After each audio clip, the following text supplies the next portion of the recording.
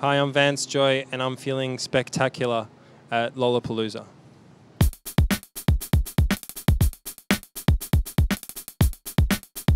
Thanks for stopping by the Billboard Lounge here at Pleasure. Thanks for having me. Lollapalooza. How has your Lollapalooza been going so far? It's been good. Yesterday I was kind of doing a bit of promo, and I got to see some bands from a distance. I saw Bombay Bicycle Club in the rain, and they're an awesome band. And we're playing today in a couple of hours, so it's all kind of starting. So I hear that you did a couple things before you actually became a musician officially. You studied law. You're a lawyer.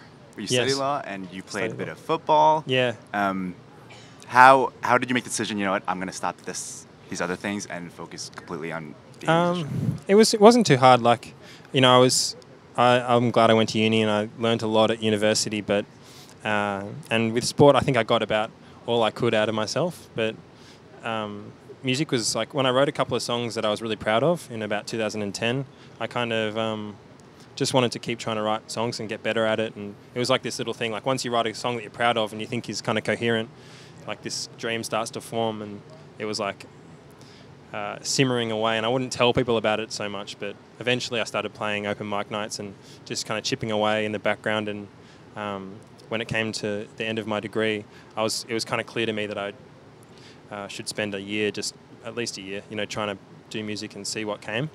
And so it was never like a big kind of like line in the sand, like revelation. It was kind of always there. To me, it was obvious to me, but I guess it took some convincing to the people around me. All right. Let's talk about Riptide for a second. Huge success now.